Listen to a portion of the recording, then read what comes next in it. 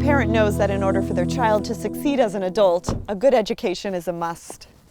Now, I know we all probably have different ideas about what constitutes a good education, but I think we can probably all agree that pretty high on the list is providing an atmosphere where students are not only encouraged to learn, they're excited to learn. The big question then, of course, is what's the best way to accomplish that? It's a major topic of discussion for virtually every school administration across the country. But here in Wilder, they've stopped talking and started making learning personal. Looking closely at their students, it was very, very evident that the traditional approach was never going to get us where we wanted to get to. So we kind of looked at every single student individually and how can we bring in something that's going to help us move every student forward.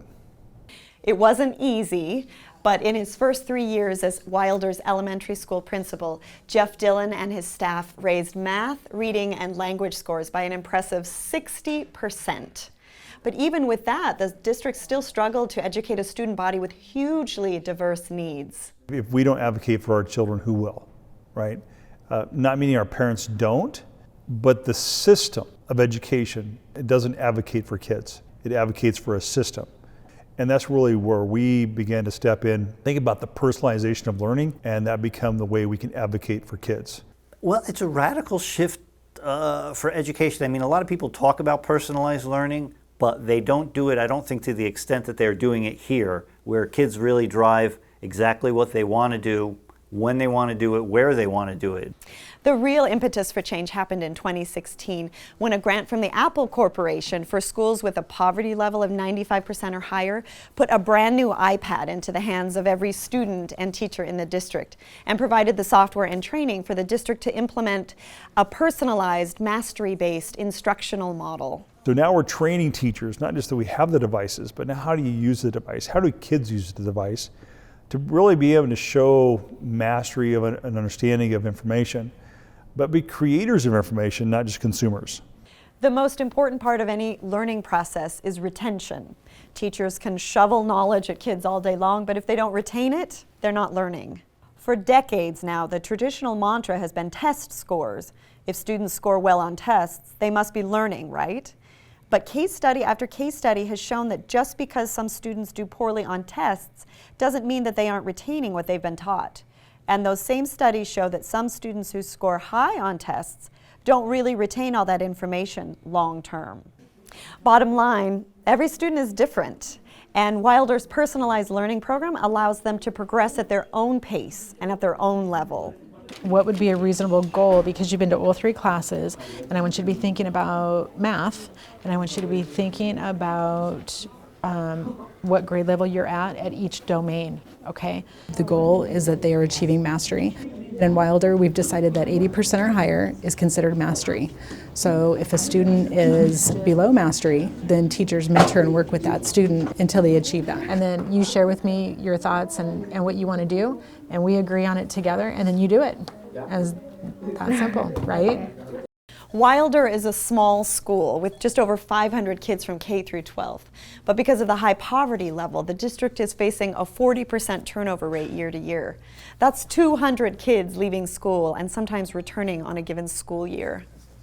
So it's pretty easy to see how these students could fall behind very quickly in a traditional classroom where the same day-to-day schedules are strictly adhered to for every student. First year I taught here, students were disengaged. They might be putting their head down. They might be just looking at you going, I don't know what to do. Or you'd have higher students that knew exactly what to do and they were bored. And with personalized learning, it gives the higher students a challenge, gives the middle group a challenge, gives the lower group that same challenge, but all the work is different. That really is the greatest strength of personalized learning. This is how non-traditional it is in capacity. So students move based on mastery. So I go to maybe what we typically would call a first period class. I could be going to math class. I don't leave that class and go to another class until I've mastered the content I need to master for that day. But the goal is I've got to master the content and then I move. A bell doesn't tell me when to move. I think that having the iPads gives us a lot of opportunities and gets us kind of ready for the real world, taking responsibility and stepping up to do what we need to do. So I think that's just getting us ready for college more than it would at a traditional school. As important as it is for the students to buy into a new innovation like personalized learning, parents need to understand how it works as well. My son is in second grade and he has taken this technology and just thrives on it. He absolutely loves it. Sí, excepto Ángel, porque él dice que él ahora sí tiene confianza con su maestro, dice que él le ha ayudado muchísimo y Marco, pues, él sí tenemos que ayudarle y todo, lo que va a hacer ya lo tiene, es bien para él. And the way Wilder has it set up, it's a lot like what we were trying to do with homeschool, except they had the resources we didn't have. When we were teaching him to read, he was struggling with just the motivation to remember all the sounds of the letters, and now he's reading, writing, he's gaining very, very fast things. I mean, they're doing amazing things in the school. Wyatt's kind of had some issues in the past with his ADHD and ODD, and so he's had some behavior problems. He was really behind. A lot of classes have passed him on, and here with individualized learning, they have the iPads, and they're still doing a lot of stuff that's not, electronic, but he's gone up, I think last year alone was 3 grade levels. The freedom that they offer students here, to me, is remarkable. I mean, even in the elementary school, they can be in the hallway, they can be in the corner on a beanbag chair. I mean, they could learn wherever as long as they're doing their thing. They can come in and do math if that's what they really feel like doing. They don't have to do a subject at a set amount of time. I find it incredibly freeing. We can go to the classes we need to work on when we need to work on them, which I really like that. It's freedom. Back then we used to be at a certain place at a certain time, and that's that. Now you have leniency. You can go here, you can go there, but it's your job to get your work done. So a quadrilateral has how many sides? 4. 4. So we need to draw a shape that has 4 sides. Oh, you are so speedy at that. You're like, I got it, it's a square. What made that a Biggest square? challenge and the most meaningful to overcome is really changing the narrative for students. And that is to get our students to understand that they have a pathway that's opened for them. They can take this knowledge of owning their learning and empower their lives. In addition to that, it's those kids that are struggling, that struggle through school from the minute they're there to the minute they leave.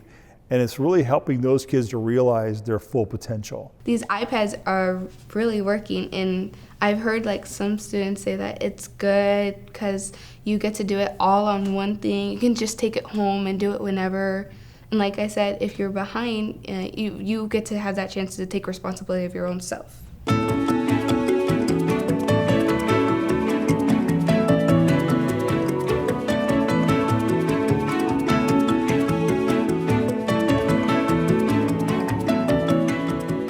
Me gustaría, que los papás supieran de que hay que apoyarlos lo más que se pueda, motivarlos para que ellos sigan echando muchas ganas a su estudio, porque ahora ya casi no me piden, mamá, ayúdame, o papá, ayúdame. Ahora ellos solos se ponen a resolver sus problemas.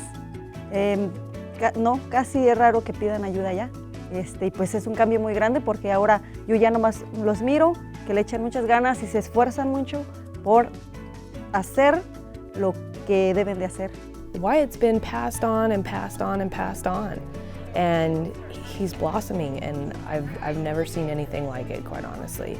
I mean, he loves school. He looks forward after summer break. He's like, when is school starting? Before he'd cry and he never wanted to be here. So no, Wilder really needs to be recognized for what they're doing out here. So there you have it. It's a lot to take in and to think about, I know. But I hope it's been as eye-opening for you as it's been for me and for all the parents whose kids attend Wilder schools. Because we all want the best possible opportunities for our kids to succeed and excel. And as Jessica just said, what they're doing here in Wilder is